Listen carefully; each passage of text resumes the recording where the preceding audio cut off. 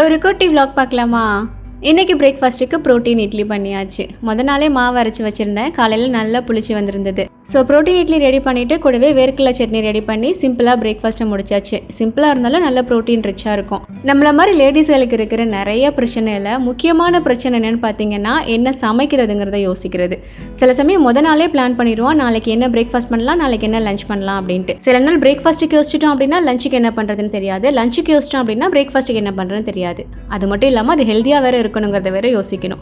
இந்த மாதிரி குழம்பி போய் இருக்கிறதுல நானும் ஒரு ஆள். அதே மாதிரி தான் இன்னைக்கு பிரேக்ஃபாஸ்ட்டுக்கு நாளே மாவரைச்சி வச்சாச்சு. லஞ்ச் என்ன பண்ணுறதுன்னு அன்னைக்கு காலையில் பிரேக்ஃபாஸ்ட் பண்ணுற வரைக்கும் எனக்கு யோசனையே வரலை. திடீர்னு சரி கடலைப்பருப்பு இருக்குது, அது கனியை போட்டு ஆக்கிட்டு பீட்ரூட் பொரியல் மாதிரி பண்ணிடலான்னு சொல்லிட்டு ஒரு யோசனை. சொல்லப்போனால் இது ஒரு சிம்பிள் மெனு தான். லஞ்ச் வேலை ஒரு அரை மணி நேரத்துலேயே முடிஞ்சிடும். ஆனால் நம்ம பிளான் பண்ணல பார்த்தீங்களா?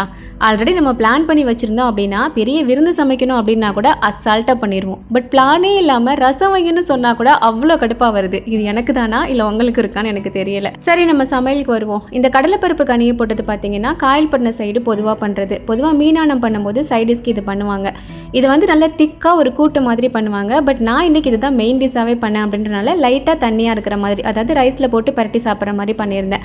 நான் காய்கறி கனியை போட்டு ஆக்குற மெத்தட்லாம் காட்டியிருப்பேன் இல்லையா? சேம் அதே மாதிரி தான், ஒரே மெத்தடு தான். ஆனால் அதில் என்ன சேர்க்குறோங்கிறத பொறுத்து டேஸ்ட் வந்துட்டு மாறும். ஒன்றுமே இல்லை, கடலைப்பருப்பு, அதில் வந்து நிறைய வெங்காயம் அண்ட் தக்காளி ஒன்று சேர்க்கணும். வீட்டில் தக்காளி சுத்தமாக இல்லை, அதனால் நான் சேர்த்துக்கல. அதிலே வந்துட்டு வீட்டில் அரைச்ச குழம்பு மிளகாய் தூள், கொஞ்சமாக உப்பு, அதுக்கப்புறம் மஞ்சள் தூள், கூடவே தேங்காய் பேஸ்ட் சேர்க்கணும். நான் தேங்காய் பவுடர் சேர்த்துருந்தேன். எல்லாத்தையும் மிக்ஸ் பண்ணி வச்சுட்டு தாளிப்புக்கு கடுகு, கருவேப்பிலை, வெங்காயம் நல்லா கோல்டன் ப்ரௌன் வந்ததுக்கு அப்புறமா இதை தூக்கி தட்டி 4-5 விசில் வச்சு எடுத்துட்டோம் அப்படின்னா சூப்பராக ரெடி ஆயிரும். அண்ட் இந்த பக்கம் பீட்ரூட் பண்ணியிருந்தேன் இல்லையா, அதை தோரன் மாதிரி ரெடி பண்ணிடலாம்னு சொல்லிட்டு தேங்காய், பச்சை மிளகாய், வெள்ளைப்பொடி, சின்ன வெங்காயம், ஜீரகம் எல்லாம் சேர்த்து அரைச்சி சேர்த்து மிக்ஸ் பண்ணிட்டேன். அண்ட் கடலைப்பருப்பு ரொம்ப திக்காக இல்லாமல் இந்த அளவுக்கு லிக்விடாக வச்சிருந்தேன், ரைஸில் பரட்டி சாப்பிட்ற மாதிரி. எங்கள் வீட்டில் இன்னைக்கான லஞ்ச் அண்ட் பிரேக்ஃபாஸ்ட் இதுதான். தேங்க்ஸ் ஃபார் வாட்சிங்.